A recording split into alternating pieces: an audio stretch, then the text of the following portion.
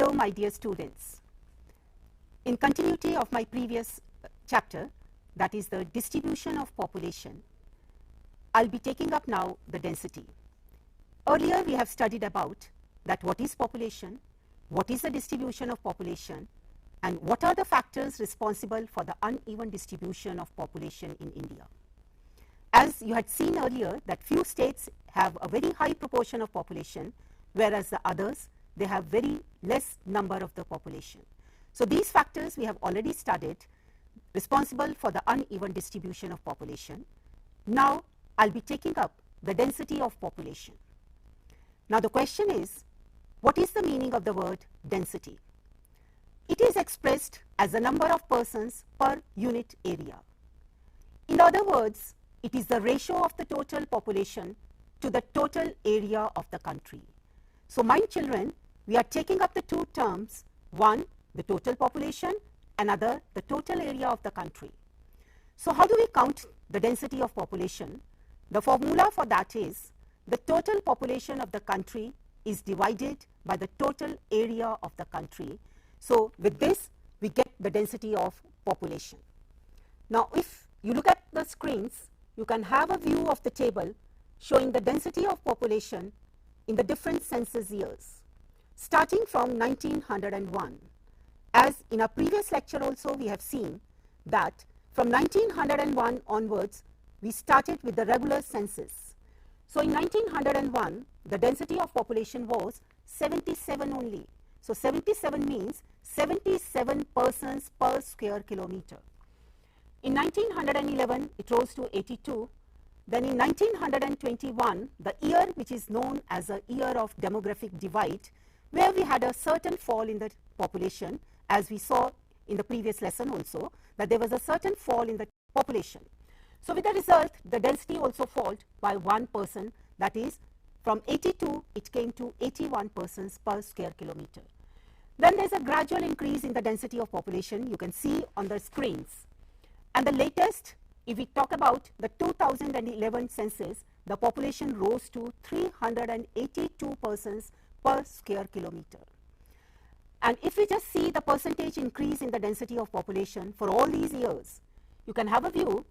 From 1901 to 11, there was 6.5% increase in the density of population.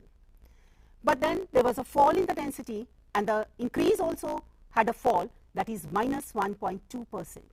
But after that, there had never been a fall in the increase in the population. 11.1 in 1931, 14.4 in 1941, and if you can just look up at the screens, you can have a view in the increase in the population, percentage increase. And now in 2011, the percentage increase was 17.5% increase.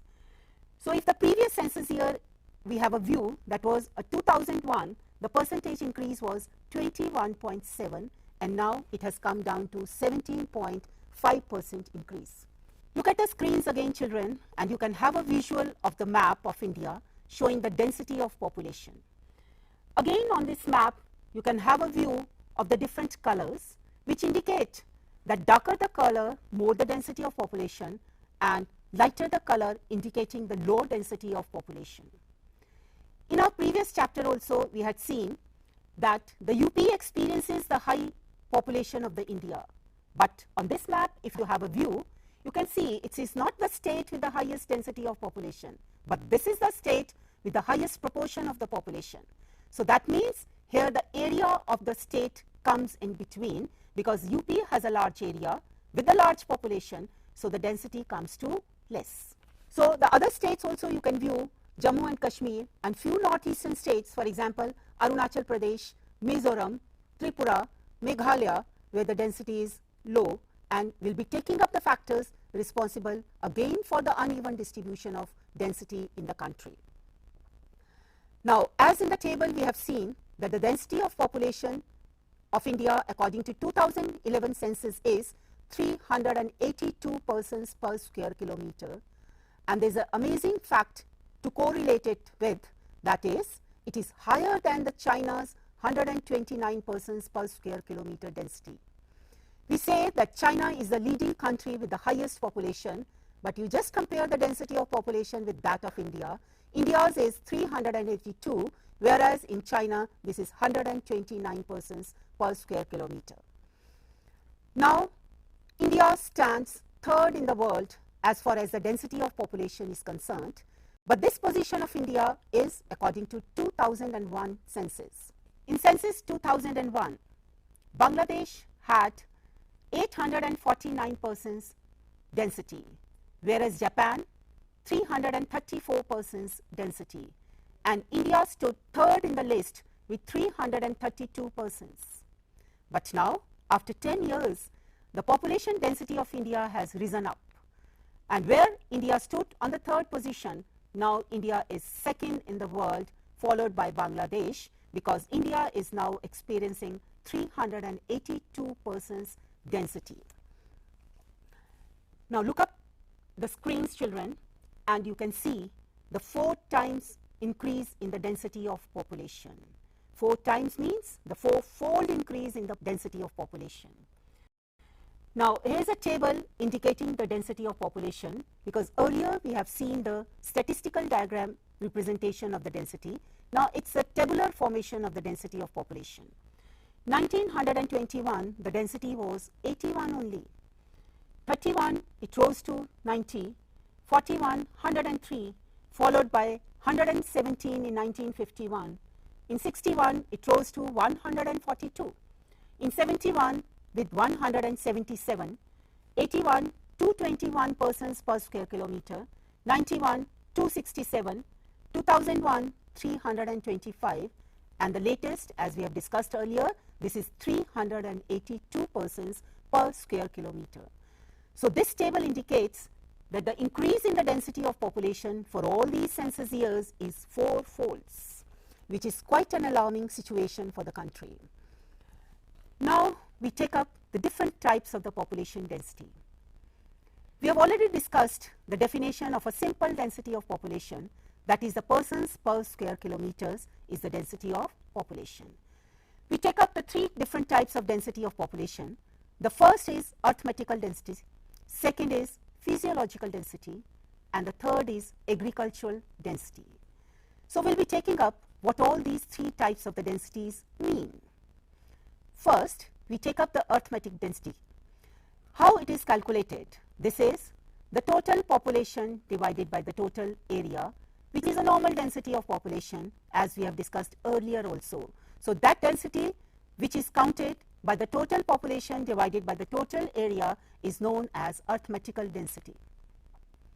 Second type of density is physiological density. Now, just children, pay attention to this, that how this density is calculated and why this is known as a physiological density.